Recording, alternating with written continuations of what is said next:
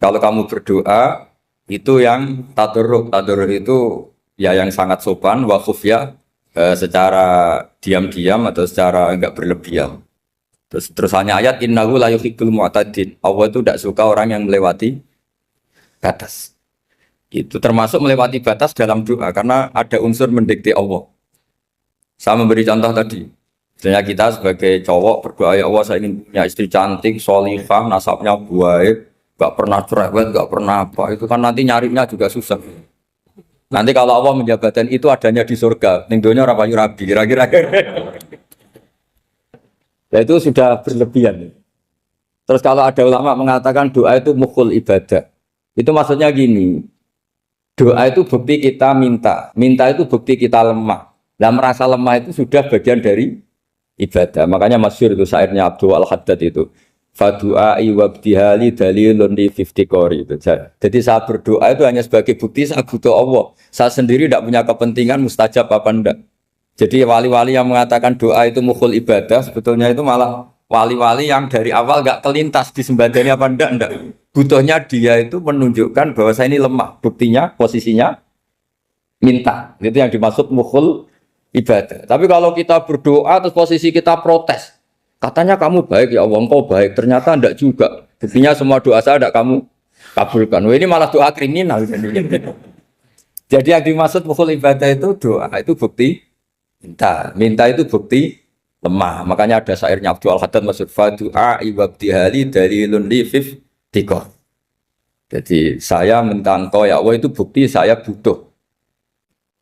Jadi itu bukan dua hal yang harus dipertentangkan. Jadi kalau doa dikatakan apa? Ibadah karena di doa itu minta. Nah minta itu bukti merasa kita lemah. Berarti kita sa'il Allah mas'ul. Kita minta Allah yang kita mintain. Kita menengadah Allah yang berposisi memberi. Itu saja sudah cukup sebagai ibadah. Meskipun doa kita tidak mustajab. Karena memang tadi seperti itu. Kalau di ilmu-ilmu tasawuf itu apa ya? Doa itu memang benar-benar sudah mukhul ibadah karena tadi perasaan merasa butuh sama Allah itu. Nah, merasa butuh itu, nah kalau kita berdoa merasa butuh sama yang kita minta, itu dalam ilmu tasawuf sudah kriminal, berarti kamu lebih butuh makhluknya. Misalnya begini ya, saya ingin punya rumah bagus, terus setelah punya rumah kredit saya utangnya banyak. Sebetulnya saya itu tidak pernah ingat Allah. Gara-gara utang banyak, kredit jatuh tempo, terus melibatkan Allah. Ya Allah, saya ini utang banyak, ini, terus tolong dibayar. Sebetulnya saya itu ingat utang, cuma Allah tak libatkan kan. Lah itu tidak akan jadi wali. Yang jenis ini tidak akan jadi wali. Saya ingin jadi dosen, melibatkan siapa ya nanya? Melibatkan Allah, terus malam-malam bangun melibatkan Allah. Itu artinya apa? Kamu itu lebih ingin yang kamu minta ketimbang ingin Allah. Kalau wali itu enggak gitu, kangen Allah. Terus tahu Allah itu zat pemberi, karena tahu Allah zat pemberi terus minta. Maka yang dikangen itu ya Allahnya dulu. Kalau kita kan enggak punya kasus dulu, punya keinginan banyak dulu. Baru ingat siapa yang bisa ya? Oh Allah. Allah kita libatkan. Ya untungnya Allah baik, mau ramal utang, bukan mikir. Untungnya Allah tidak jawab itu. Jadi itu bedanya wali. Kalau wali itu kangen Allah dulu, baru minta. Kalau kita enggak, banyak masalah dulu, baru melibatkan Allah. Nah yang jenis ini itu bahaya. Kalau enggak disembadani mesti ngomel ya. Gusti katanya kalau yang minta kamu kabulkan, ternyata ini enggak. Nanti kalau Allah jawab, kamu itu tidak kangen saya, kamu itu kangen uang, kangen perempuan cantik yang kamu inginkan. Terus kamu melibatkan saya. Urusannya apa saya dengan itu, Pak? Makanya tidak usah nuntut karena awalnya sudah salah. Ya saya kira itu ya. Jadi ada ayat apa? Ud'u rabbakum tadarru'aw wa khufyah. Terusannya apa? Innahu la yuhibbul mu'tadin. Itu di semua tafsir dikatakan Allah enggak suka orang yang berlebihan dalam doa. Berlebihan tadi, misalnya minta sesuatu yang terlalu besar, atau permintaan kemarin saja lanu addi syukroh, kita tidak bisa memenuhi mensyukuri, sudah minta lagi. Misalnya seorang jomblo, targetnya kan asal payu nikah. Tapi setelah nikah, bayangkan istrinya solihah, tidak cerewet, itu kan berlebihan. Hilang status jomblo saja belum kamu syukuri, kok sudah minta macam-macam. Jadi harusnya kan syukur dulu ya. Sekedar laku nikah ini kan ada syukur yang harus, seperti jadi dosen juga gitu. Sekedar jadi dosen harus kita syukuri dulu karena menjadi kita tidak nganggur. Itu kan satu harkat sosial yang luar biasa. Jangan tahu-tahu sudah hari kedua cari intensif, cari ini itu, syukurnya aja belum sudah kemana-mana. Lah itu sudah mu'tadin, sudah melebihi apa? Batas.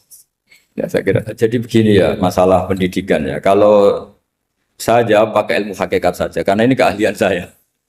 Sebetulnya begini ya, kalau misalnya itu ya subjektif juga, misalnya bilang rata-rata alumni pondok ini sukses, alumni kampus ini sukses, yang ini tidak sukses, itu satu pasti subjektif. Karena biasanya yang diterkenalkan ya yang sukses-sukses. Sama saya punya tetangga dari pondok yang Anda sebut itu kebetulan tidak sukses semua. Itu jantung saya sampai ngeluh. Saya ini gimana kok? Ya sudah seperti itu kan subjektif.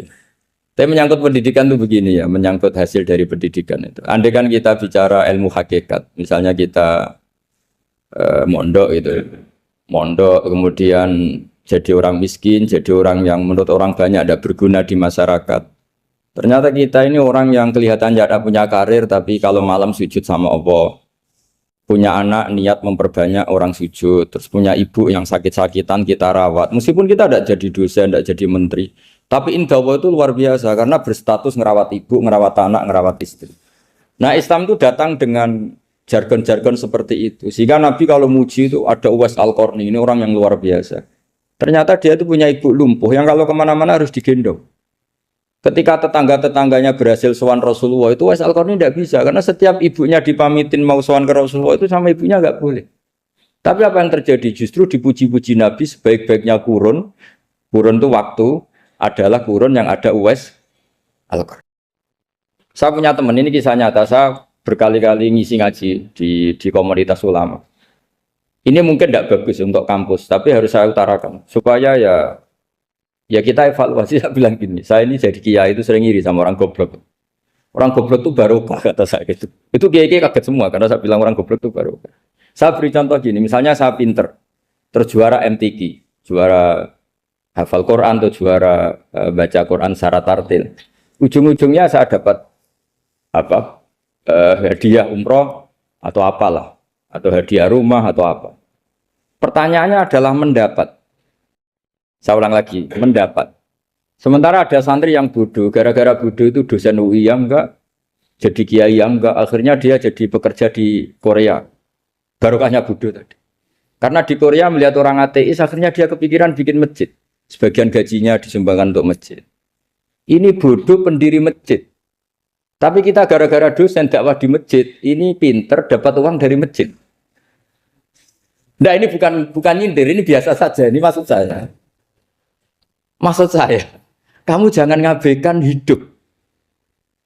Akhirnya apa yang terjadi? Saya ini punya teman ini betul. Saya ini kan kecelok dulu tuh Gus Alim.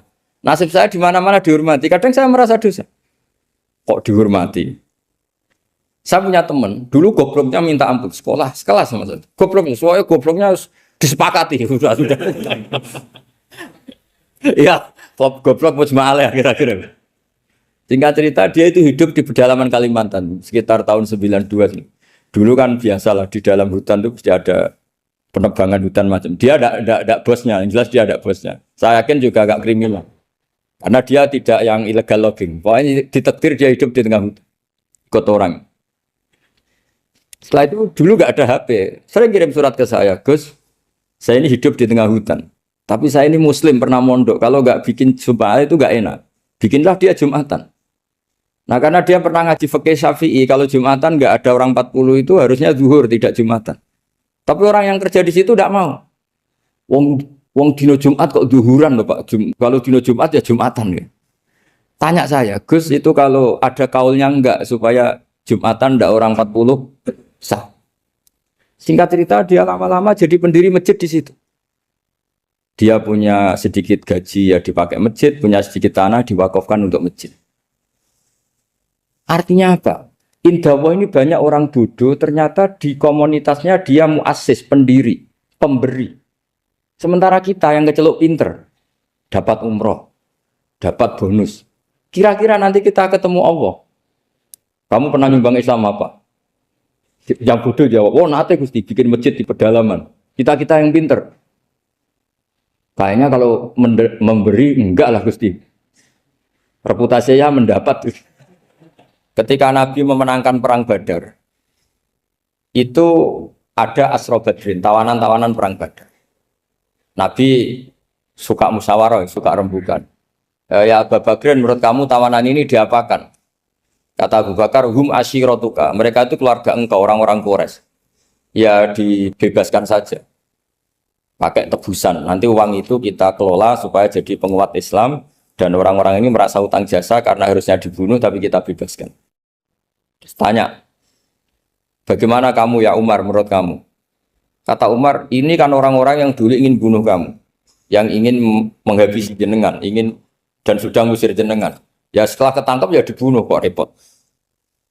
Apa kata Rasulullah? Rasulullah spontan ngendikan, innama salaka ya Abu Bakrin kama sali Ibrahim. Kamu ibarat kayak Nabi Ibrahim. Izqala faman tabi'ani fa innahu minni wa man asani fa innakal ghafurur rahim. Jadi Nabi Ibrahim itu unik. Melihat umat itu sesyafakoh itu. Syafakoh itu banget sayangnya. Nabi Ibrahim cara berpikir, faman tabi'ani fa innahu minni. Orang yang ikut saya ya Allah pasti golongan saya. Tentu layak masuk surga. Wa man asani, orang yang mendurhakai saya, fa innakal ghafurur rahim. Engkau Maha Pengampun. Bukan yang mendurhakai langsung masuk neraka, enggak. Engkau Maha Pengampun. Wa masaluka ya Umar kama salin Nuh. Isqala rabbi la tadzar ala ardi minal kafirin dajjara. Umar, kamu mirip Nabi Nuh. Inginnya semua orang kafir dihabisin. Ya masyhur kan Nabi Nuh itu enggak ingin ada orang kafir sampai ada banjir tufan. Nah kalau sampean tanya bedanya apa dengan garis keras sekarang? Bedanya ya beda sekali. Kalau Nabi Nuh benci sama orang kafir itu diserahkan yang punya. Sehingga yang punya yaitu Allah yang menghukum dengan banjir bandang. Tapi kalau kita kan kadang kita bertindak sendiri. Jadi potensi disalahkan. Yang jelas dalam hadis-hadis sahih, Nabi Nuh itu tidak bisa mensyafaati karena itu. Ketika diminta syafaat, ini hadis sahih bukan ada di Bukhari, ada di Muslim. Karena biasanya kalau di kota itu ditanya ini sahih enggak? Untungnya yang tanya kadang enggak paham, ini alhamdulillahnya jadi wah repot. Nabi Nuh itu diantara sebabnya enggak bisa mensyafaati adalah pernah corong Jawa maksudno kaume. Kalau dalam bahasa Arab itu da'a li Zaidin berarti mendoakan positif, kalau da'a la Zaidin mendoakan negatif. Kalau orang Jawa itu ada doa, ada pasot. Nabi Nuh adalah orang yang pernah maksudkan kaumnya. Nah, saya cerita sedikit tentang Nabi Nuh dan Nabi Ibrahim.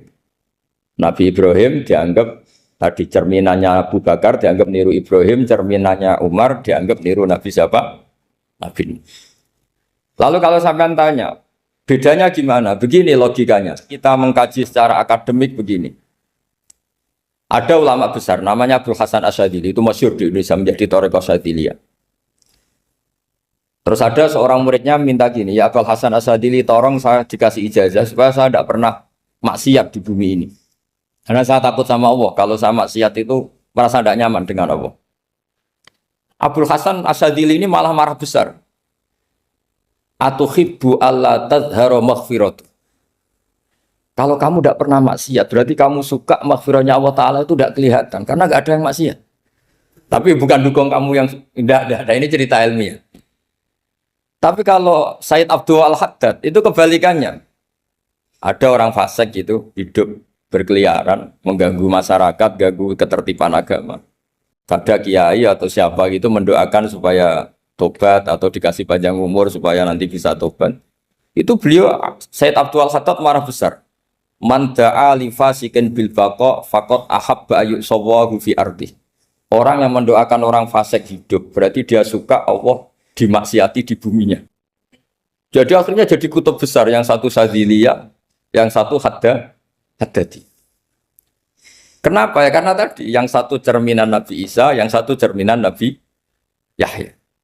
Sebagaimana sabda Rasulullah tadi, apa ulama umati ka anbiya'i bani Israil. Jika masyhur dalam aplikasi pengajaran juga gitu. Masyhur sekali dalam kitab-kitab diceritakan. Kalau Said Abdul Al-Haddad, kalau ada orang sowan itu, kamu ngaji sama siapa? Sama si A. Pernah nangis gak pas ngajar? Gak pernah. Udah ndak terus, nggak usah diterusin ngaji orang seperti itu. Artinya atas, ya. Wong ora iso nangis ya.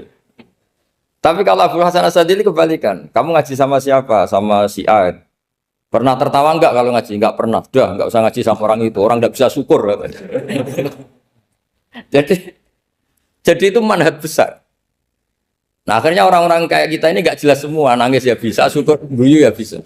Cuma celakanya kalau kita nangis karena tidak punya uang, kalau guyu karena punya uang, itu masalahnya. Tapi kalau wali-wali dulu enggak. Kalau senyum ya karena saking yakin rahmatnya Allah itu wasiat rahmatu. Kalau nangis ya karena takut azabnya Allah. Kalau kita kan enggak, sangat-sangat materialistik. Ini yang membedakan kita. Sebenarnya nangis dan senyum itu satu keharusan karena Allah punya madharul jalal. Ketika Allah dengan sifat keagungannya, maka kita ini seorang Jawa serako bersenyum. Tapi Allah itu kadang sebagai madharul jamal. Adanya satu keasikan. Sehingga yang merengut itu yang salah. Makanya dalam ilmu tasawuf, kutub wali itu hanya dua. Allah dengan madharul jalal, dengan Allah yang madharul jamal. Contoh madharul jalal misalnya gini. Ketika Nabi Musa ingin melihat Allah, saking kangennya ingin melihat Allah, Rabbi arini anzur ilaik. Ya Allah, saya beri hak untuk melihat engkau. Allah dengan jalalnya gini, Allah itu qadim, superior. Tentu gak layak tersentuh barang hadis. Barang hadis itu makhluk. Sehingga ketika falam matajalla rabbuhu lil jabali ja'alahu dakka wa kharra Musa sa'iqa. Sehingga enggak levelnya apapun hebatnya Nabi ini tetap makhluk. Sementara Allah itu qadir. Enggak kuat. Makhluk yang fana ini, yang profan ini enggak kuat. Enggak kuat menampung zat yang qadim, yang superior. Sehingga gunung pun hancur. Nabi Musa pingsan. Tapi ketika Allah dengan madharul jamal. Madharul jamal itu Allah dengan keindahannya, dengan kasih sayangnya, memberi hak makhluknya untuk melihat. Nah di sini ini Allah sering ngendikan wujuhu yauma idzin nadhirah ila rabbiha nadhirah. Nanti ada wajah-wajah yang di surga itu melihat saya kata. Tapi apakah betul melihat kayak saya melihat dosen, melihat Pak Rektor, melihat teman-teman itu tidak bisa. Karena Allah itu qadim, sehingga meskipun manusia ahlul jannah melihat Allah, tetap Allah ngendikan la tudrikuhul absar wa huwa yudrikul absar. Karena Allah di balik jamalnya ya punya jalal, di balik jalalnya juga punya jalal. Sehingga selalu di Quran itu diulang beberapa kali supaya proporsional. Nah, kenapa ahli sunnah tetap berkeyakinan Allah bisa dilihat? Logikanya begini. Fa inna kulla maujudin yasihu ayyura. Allah itu zat sing nyata-nyata wujud dan punya eksistensi. Di mana-mana sesuatu yang wujud itu layak untuk bisa dilihat. Lalu pertanyaannya gini, kenapa kita tidak bisa melihat sekarang kok nunggu di akhirat? Karena mata kita sekarang itu profan, fana. Sementara kita setelah di surga, tubuh kita didesain abadi. Ya saya ulang lagi ya, setelah kita di surga, semua fisik kita ini didesain abadi. Tentu karena desainnya sudah abadi, layak melihat zat yang abadi. Tapi pertanyaannya, kenapa tidak bisa ikhatoh, tidak bisa melihat sampai faham, la tudrikul absar? Karena abadi kita itu diabadikan. Sebagaimana surga abadinya diabadikan. Neraka diabadikan. Sementara Allah abadi dengan dirinya sendiri. Yaitu Al-Qayyum. Atau dalam bahasa ngajinya Qiyamuhu binafs. Nah lalu pertanyaan. Makanya Mu'tazilah itu menentang betul. Kalau orang di surga bisa melihat Allah. Cara berpikir Mu'tazilah. Melihat itu artinya yang dilihat ada arahnya. Sementara Allah terbebas dari arah. Tapi kata ahli sunnah cara berpikir tidak seperti itu. Melihat itu pokoknya tahu. Nah, tahu karena mata itu karena kita ditakdir tahu itu karena mata. Sebetulnya yang menjadikan tahu itu tidak mata. Ya kalau tahu ya tahu saja, bukan harus pakai mata. Itu cara berpikir ahli sunnah wal jamaah. Jadi saya beri ya bocoran. Kenapa madzhab ahli sunnah itu yang dipilih oleh banyak mayoritas di dunia, jumhur itu. Ahli sunnah itu dianggap pikirannya lebih orisinal. Misalnya ahli sunnah kalau ditanya, kenapa kamu melihat? Ya melihat saja. Kenapa kamu mendengar? Ya mendengar saja. Kesannya itu tidak rasional kayak orang yang nggak pinter itu. Tapi sebetulnya itu yang benar. Jadi cara berpikir ahli sunnah itu melihat itu menjadi tahu. Menjadi tahu itu bisa karena mendengar, bisa karena melihat, bisa karena dikasih tahu, bisa karena bersentuhan. Sebab itu di Quran itu ada ayat ala ya'lamu man khalaqa, bukankah zat yang menciptakan itu menjadi tahu. Sehingga kenapa Allah itu selalu tahu? Karena Allah yang menciptakan. Kalau kamu tahu karena mata, sekali itu jauh, maka kamu tidak melihat. Atau kamu sekarang buta, kamu tidak melihat. Atau tertutupi barang itu, maka kamu tidak melihat. Tapi kalau kamu tahu karena kamu menciptakan, maka akan melihat terus. Misalnya saya ini tukang batu. Saya ingat betul ketika saya bangun Monas, itu pulpen saya tak tanam di dalam Monas. Saya ingat betul kalau pulpen saya warnanya putih, tak tanam di Monas 2 meter dari pondasi. Setelah saya pulang ke Jogja ditanya, di dalam Monas ada apa? Ada pulpen. Posisinya 2 meter dari pondasi. Kenapa saya tahu? Karena saya yang menciptakan. Nah, karena menciptakan ini sehingga tahu saya akan terus-menerus. Tapi kalau tahu karena mata sekali barang itu tertutupi, nggak tahu. Misalnya saya tahu jenengan karena dekat sekali jenengan kemana-mana saya sudah tidak tahu. Tapi kalau saya menaruh sesuatu di tubuh Anda, sehingga kamu kemana-mana tetap tahu bahwa barang itu ada di tubuh. Nanti kalau ada yang protes, tapi bisa saja Gus barang itu dicuri orang kemudian Anda tidak tahu. Yang menjadi tidak tahu karena saya sudah tidak menciptakan suasana itu. Selagi saya yang menciptakan, maka akan tahu terus. Nah, tapi karena Allah ini menciptakan semua yang ada di bumi, maka Allah tahu terus. Jika Allah tahu cara bikin kuman, terus tahu bahwa manusia itu punya kuman, kumannya punya organ, organnya juga punya kuman. Terus gak kebayang. Kamu bayangkan kayak, makanya Allah itu kalau cerita sederhana, innallaha la yastahi ayyadriba matsalam ma ba'udatan fama fawqaha. Allah itu tidak malu bikin perumpamaan nyamuk, karena nyamuk itu lebih dahsyat timbang gajah. Para pematung itu disuruh bikin gajah masih mampu. Bikinkan patung gajah, mungkin masih sanggup. Tapi kalau tak suruh bikin patung nyamuk, nggak usah bikin hidup, patungnya saja sekecil itu. Padahal nyamuk kecil itu punya organ tubuh. Lalu bikinnya organ tubuh nyamuk itu kayak apa? Organnya punya kuman, kumannya punya organ, organnya juga punya kuman. Sehingga orang-orang alim itu baca nyamuk itu lebih jadi ayat Allah ketimbang melihat dinosaurus. Tapi sekarang orang itu nggak tertarik ceritanya. Jadi beda perasaannya orang alim sama orang awam. Kalau orang awam tuh melihat mukjizat kan yang dasar-dasar kayak dinosaurus, gajah, wow gitu. Kalau orang alim nggak, malah melihat nyamuk. Kealiman seperti itu terjaga di umatnya Muhammad, di umatnya Rasulullah Muhammad SAW. Karena ketika umat ini nggak ditunggui para nabi, itu Allah menjamin Muhammad, ulama umatmu nanti punya kemampuan seperti nabi. Tentu tidak dalam keutamaan ya, keutamaan tentu nggak sekelas sama nabi. Kenapa itu terjadi? Karena tadi para nabi ini mewakili sekian. Kalau kita sangat mencintai Indonesia, maka kita akan tegas siapapun yang ingin menghancurkan Indonesia. Itu kira-kira cerminan Nabi Nuh. Kalau kita sangat mencintai Allah, maka kita akan benci sebenci-bencinya sama orang yang mendurhakai Allah. Tapi masalahnya, Allah yang kita cintai itu memaklumatkan diri kalau bersifat ghafur, pengampun. Sehingga kalau kita terlalu kasar, ini kan yang kita cintai bersifat ghafur kok kita kasar. Di sini Nabi Ibrahim. Beliau sangat mantel sekali sama yang durhaka sama Allah. Tapi mau mantel gimana? Zat yang mengajarkan itu bersifat ghafur. Maka kita mau tidak mau. Makanya ada riwayat mengatakan takhallaku bi akhlaqillah, kamu bertata krama kayak akhlaknya Allah. Akhirnya ya sudah, kita mau apa coba? Kira-kira kalau kamu mencintai seseorang, itu potensinya kan dua, protektif. Ada telepon, itu dari siapa? Cewek atau cowok? Protektif. Itu bukti cinta apa bukti suudon? Kan tidak tahu. Tapi misalnya kamu cinta perempuan terus, WA-an sama lelaki gak apa-apa, jalan sama lelaki gak apa-apa, sama masa lalunya pacarnya juga gak apa-apa. Itu cinta apa pembiaran? Kan sama-sama gak jelas. Nah kira-kira mencintai Allah itu kira-kira analoginya seperti itu. Kalau yang satu protektif, Allah harus zat satu-satunya yang disembah. Gak boleh didurhakai, gak boleh dikhianati kok. Sehingga ini sangat keras sekali. Nah, ini Nabi Nuh. Di sini ada Nabi Ibrahim. Karena orang yang zat yang kita cintai bersifat ghafur.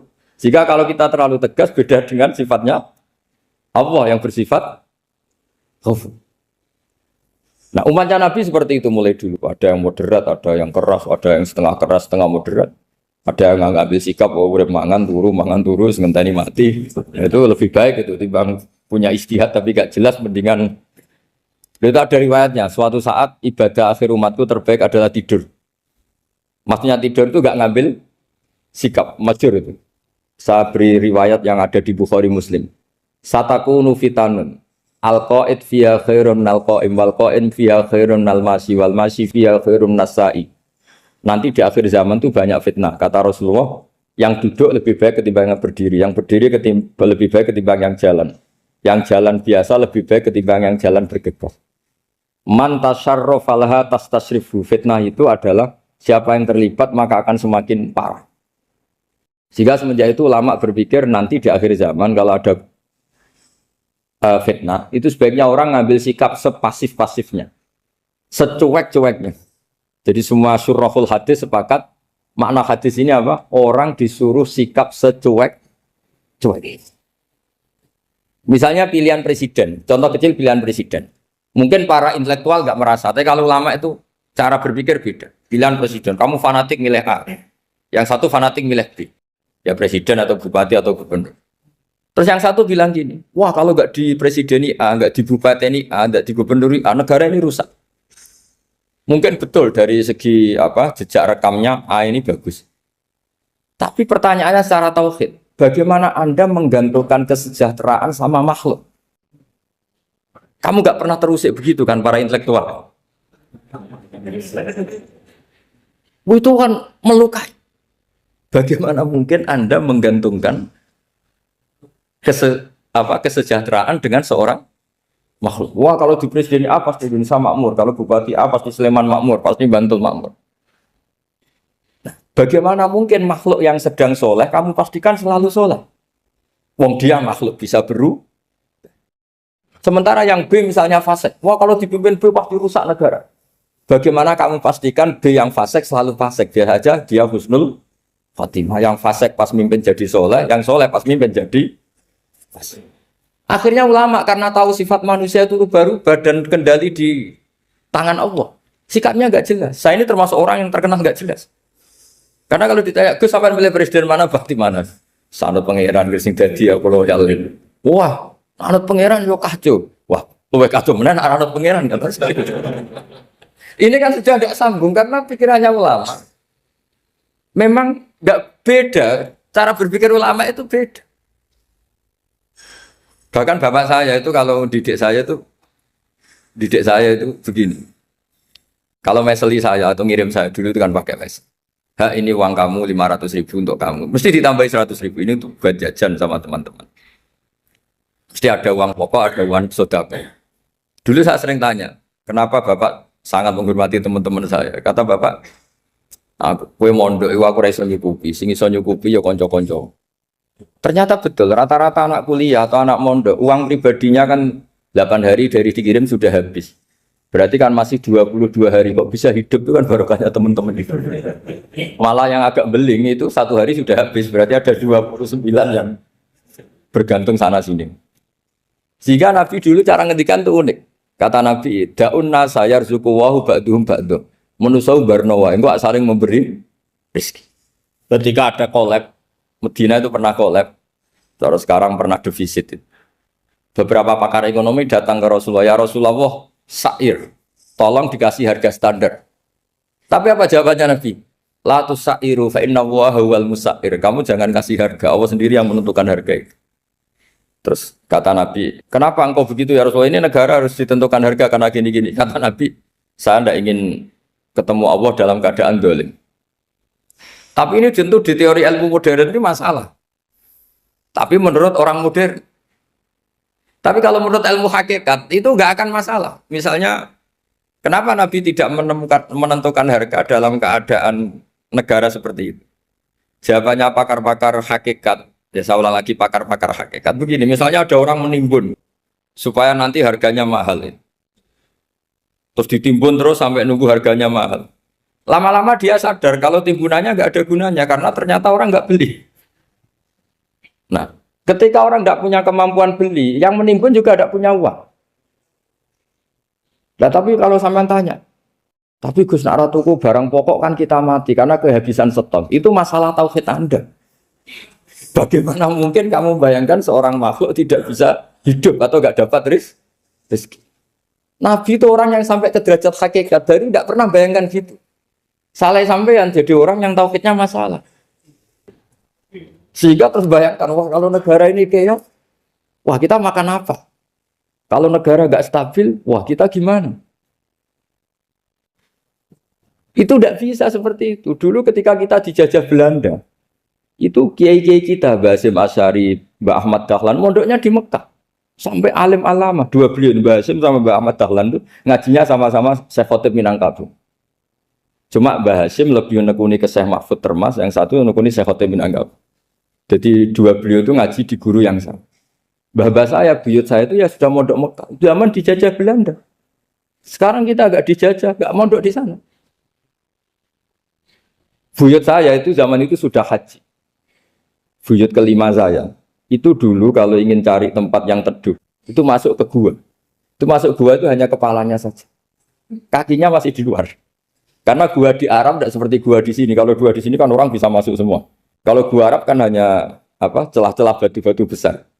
Sehingga ketika Rasulullah hijrah ke Madinah, singgah di Gua Sur, kata Abu Bakar gimana? Andai kan ada orang kafir di depan gua, kata Abu Bakar gimana? Andai kan mereka melihat kakinya, pasti melihat kita. Karena gua di sana itu satu tubuh tidak bisa masuk penuh. Kalau gua di sini kan ada yang mobil saja bisa masuk. Nah itu bahasa ya kalau mau istirahat itu masuk gua, separuh badan di dalam gua, separuhnya masih di luar.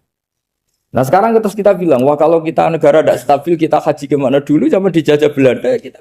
Jadi yang berusaha terangkan di antara sifat dasar orang-orang baik adalah di mana saja, kapan saja itu memberi manfaat. Termasuk tentu saat paling sulit. Jadi Nabi Isa menceritakan dirinya itu wa ja'alani mubarakan nama kuntu, saya ditakdir Allah berada di mana saja memberi berkah, memberi kemanfaatan bagi orang lain. Ada beberapa cerita tentang Nabi Isa. Jadi perlu diketahui ada 3 nabi yang seperiode. Satu Ibrahim dan Nabi Lut. Ibrahim itu sama Nabi Lut itu pernah paman. Kedua Nabi Musa dan Harun. Sebetulnya yang jadi nabi itu Nabi Musa, tapi Nabi Musa karena alsak, lisannya tidak jelas, minta Nabi Harun, ya tentu minta kepada Allah supaya Nabi Harun jadikan nabi. Terus ketiga, Nabi Isa dan Yahya. Yahya bin Zakaria, terus Isa ini pernah keponakan Zakaria. Kira-kira kalau di Jawa ya misanan antara Yahya dan siapa? Isa. Jadi ada 3 nabi yang seperiode. Tapi yang paling berkompeten, yang sederajat kira-kira seperti itu hanya Isa dan Yahya. Karena Nabi Lut dan Nabi Ibrahim itu beda level. Karena Lut ini pernah keponakan, jadi hubungannya kira-kira yang murid dan guru. Terus Musa dan Harun itu juga nggak level, karena Nabi Harun ini jadinya Nabi itu atas permohonan Nabi Musa. Sehingga meskipun Harun itu kakaknya, tapi nggak berani bantah. Jadi Nabi Musa itu dalam cerita, beliau itu alsak. Alsak itu lesannya agak kedal. Tapi ini alsak yang barokah. Jadi dulu ceritanya Musa kecil karena dia seorang Nabi, beliau seorang Nabi. Itu kalau melihat Fir'aun itu mangkelnya bukan main. Padahal kecilnya dirawat Fir'aun. Singkat cerita mulai kecil sudah usil. Kalau melihat Fir'aun itu ya jenggotnya dipakai mainan. Pokoknya nakal. Lama-lama Fir'aun curiga, dasar orang Israel. Nabi Musa ini turunan Israel. Lama-lama Fir'aun itu yakin kalau itu sengaja. Akhirnya Fir'aun mau membunuh Musa. Terus kata istrinya Fir'aun, Musa itu masih anak kecil. Jadi seperti itu ya bawaan anak kecil, bukan bawaan kebencian terhadap orang Kipti, orang Mesir. Kalau dalam bahasa kitab kuno Mesir itu Egypt al-Kipti, makanya disebut Maria al-Kiptiyah. Kalau orang sekarang bilang Egypt itu bahasa kunonya Mesir itu al-Kiptiyah. Nah, memang secara bahasa Arab Mesir itu nggak mungkin, bahasa Arabnya Mesir itu nggak mungkin karena Misro itu maknanya kota. Jadi kalau kamu bilang kamu kemana, ke Misro, ke kota, lah kota mana? Ya kota Mesir, itu bisa debat kusir. Jadi ya kayak kita lah, kita sekolah di mana? Di madrasah. Madrasah terjemahnya apa? Sekolah. Nah, kemudian oleh istrinya Fir'aun ya gini saja, buktikan kalau Musa itu masih anak kecil. Masyhur itu dalam cerita dikasih bara api sama apel. Sebenarnya Musa kecil ini sudah pinter mau milih apel. Sama malaikat Jibril diarahkan tangannya itu ngambil apa? Bara api terus dikunyah. Itu yang menyebabkan lisannya Musa itu alsak, agak pelat. Nah, ketika jadi rasul itu akan repot karena nanti harus pakai penerjemah. Jadi seorang rasul tapi lisannya tidak apa? Cakap. Akhirnya Nabi Musa realistis ngendikan ketika diutus wa akhi Harun wa afsahu minni lisanan fa arsilhu ma'iyarid ay yusaddiquni inni akhafu ayyukadzibun. Ya Allah, saudara saya Harun itu lisannya lebih fasih. Tolong jadikan dia rasul sebagai penguat saya. Akhirnya Allah mengabulkan doanya Nabi Musa, kemudian Harun dijadikan sebagai apa?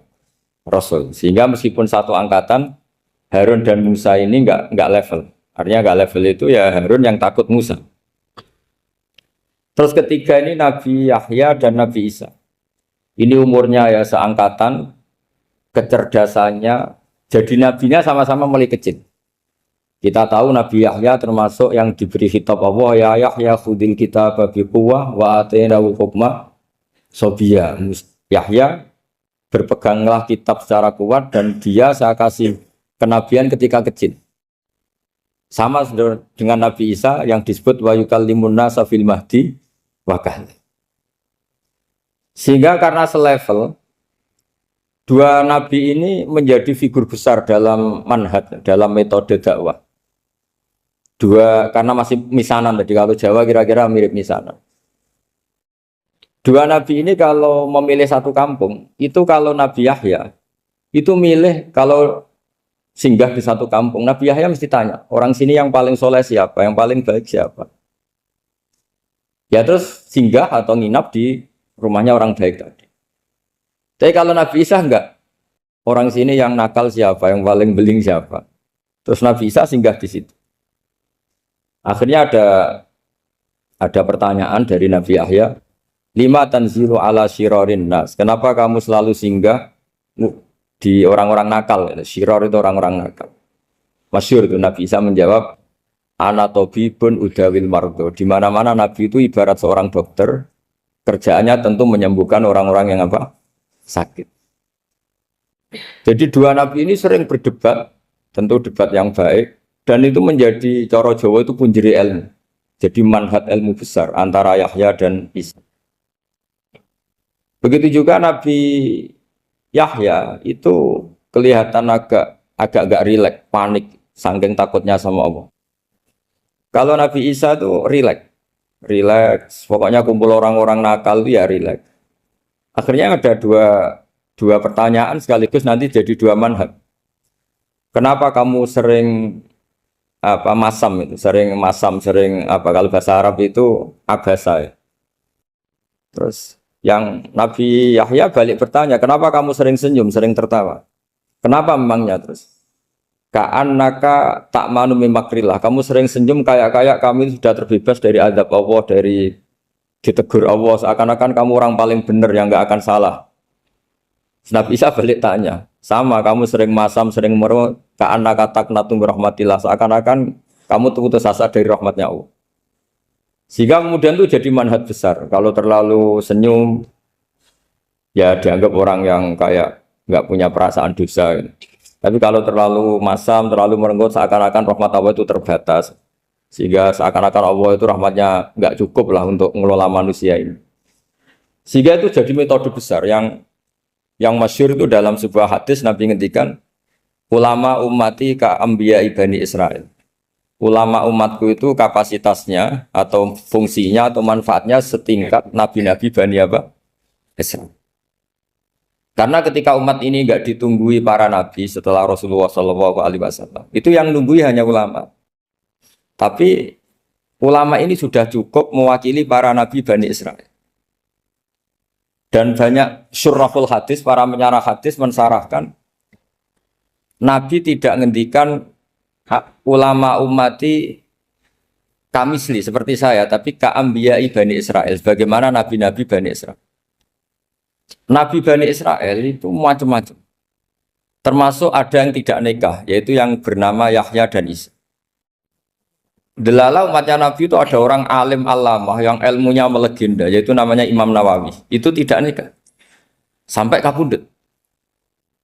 Meskipun dalam ajaran syariatnya Nabi, an-nikah sunnati, tapi selalu ada orang yang ditakdir tidak nikah.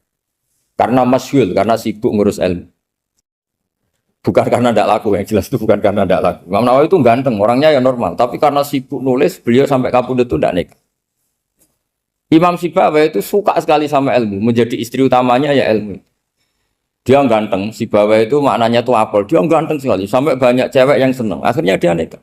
Saya nggak pernah dikumpulin. Dia belajar terus. Ketika beliau ke pasar, dulu nggak ada supermarket, beli kertas, kitabnya dibakar semua sama istri. Dikira istrinya terus mencintai dia, malah diceraikan. Itu siapa Imam Sibawayh. Terus ada umatnya Nabi yang paling unik di dunia. Mungkin Pak dosen, saya kiai pun nggak bisa nih. Tuh ada orang tuh ganteng sekali, istrinya cantik sekali. Itu tahu-tahu sudah 10 tahun tidak pernah hubungan suami istri. Karena ketika si suami itu tahu istrinya cantik, itu langsung sholat sujud syukur, sholat terus. Saking senengnya punya istri cantik. Yang istrinya cantik juga solihah, tahu suaminya ganteng ya terus sholat terus syukur. Itu sampai berhari sampai bertahun-tahun.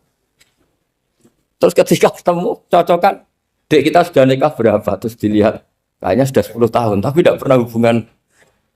Oh itu nggak kebayang, itu ganteng sama cantik. Kalau jelek sama jelek itu mungkin. Yang satu bilang naudzubillah, satu itu kan nunggu rafa saja. Ini nggak ganteng sama cantik. Nah kenapa kualitas ulamanya Rasulullah itu bisa seperti Nabi Bani Israel? Karena agama ini, umat ini sudah ada ditunggui para nabi. Jika mau tidak mau kualitas ulama, alhamdulillah barokahnya Nabi itu berkualitas kayak nabinya Bani Israel. Soal kebahagiaan, nenek moyang pulau jenengan tuh anaknya banyak, dijajah Belanda, jajah Jepang ya nyatanya anaknya banyak. Itu kira-kira bahagia apa enggak? Nah, artinya gini ya tentu kita tidak ingin dijajah itu tentu ya, tapi kita ini selalu latah. Wah kalau ekonomi jatuh kita makan apa? Kalau kita dijajah kita tidak perlu seperti itu. Rahmatnya Allah Ta'ala itu akan adrokatna. Rahmatnya Allah Ta'ala akan menemukan kita. Apapun kondisi kita, apapun keadaan kita. Ini cara berpikir tauhid. Sehingga Nabi itu tidak pernah bayangkan umatku narata tunggoni piye, ditunggoni Allah. Sehingga masyhur dalam hadis-hadis sahih. La tazalu ta'ifatun min ummati dzahirina 'alal haq la yadurruhum man khadalahum wala man khalafahum wala man nawa'ahum. Selalu di umatku ada kelompok-kelompok yang selalu membela kebenaran dan tidak akan terkalahkan oleh kesesatan di akhir zaman. Kenapa? Cara berpikir orang tauhid itu sederhana begini. Allah menamakan dirinya Al-Hadi, penunjuk jalan. Dan sifat Allah pasti nafidah karena Allah tidak terkalahkan. Sama seperti Allah menyifati dirinya Ar-Razzaq, Ar-Razik yang memberi rizki. Maka orang segoblok apapun, selumpuh apapun, selemah apapun tetap dapat rizki. Sama, Allah mensifati dirinya Al-Hadi, memberi petunjuk. Maka zaman serusak apapun orang tetap dapat petunjuk. Sehingga kita tidak perlu khawatir, wah nanti zaman kalau sudah rusak nasib Islam gimana? Ya coba sekarang, nasib Islam gimana? Ya baik-baik saja. Dulu ditunggoni wali songo ya banyak orang Islam. Sekarang nggak usah wali songo. Ditunggui dosen-dosen yang ngajar aja tunggu digaji. Kiai pidato ya ada yang beri salam template. Itu kalau nuruti definisi ikhlas itu tidak ada yang masuk. Tapi meskipun demikian agama juga jalan. Kenapa agama ini jalan? Karena Allah Al-Hadi, penunjuk jalan. Ketika Allah mensifati dirinya penunjuk jalan dan sifatnya Allah pasti nafidah, pasti terjadi. Karena Allah tidak pernah gagal. Sehingga agama ini akan ada terus sampai akhir zaman. Coba Amerika kayak apa Islamofobia. Di Amerika tambah lama tambah banyak Islam, Eropa juga gitu, Australia juga gitu. Andai kan nuruti teori sosial, sudah dunia sudah materialistik kayak gini, orang dohirnya itu akan meninggalkan agama. Nyatanya tidak juga. Saya pernah di Korea seminggu, itu di negara ateis. Itu TKI ke sana tuh nyari uang. Ternyata ya kepikiran bikin masjid, bikin komunitas Islam. Coba siapa yang menggerakkan hati itu? Hanya Allah Subhanahu wa Ta'ala. Ya, jadi cara berpikir tauhid saya ulang lagi, saya mohon sekali di pengajian ini saya cerita wajah alani mubarakan aina ma kuntu. Jadi cara berpikir sekian nabi, terus kita punya karakter tertentu, kita milih nabi ini itu sah. Karena ulama ummati ka'ambiyai Bani Israel. Ulama umatku itu ibarat kayak nabi Bani Israel. Jadi ada yang milih tadi. Seperti Nabi Isa fokusnya ngurusi orang-orang nakal. Itu juga bagus karena di mana-mana nabi itu seperti dokter. Tapi Nabi Yahya hanya berkawan sama orang-orang soleh. Kita tahu berkawan orang fasik itu resiko ketularan. Iman pas-pasan wae kancanan wong fasik kan taqabbalallahu minna minkum gitu. Wong kamu sendiri tidak sehat-sehat amat berteman orang penyakitan kan bahaya.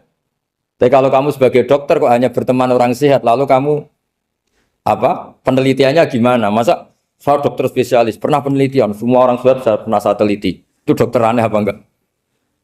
Saya dokter spesialis TBC, spesialis paru-paru. Yang kamu teliti siapa? Semua orang sehat. Pernah meneliti yang sakit? Tidak pernah. Kan ya jadi dokter aneh. Tapi misalnya terus kamu sendiri terus berteman orang penyakitan terus kan ya rawan tertular. Nah, ini ada dua figur yaitu Nabi Yahya dan Nabi siapa? Ya saya kira demikian.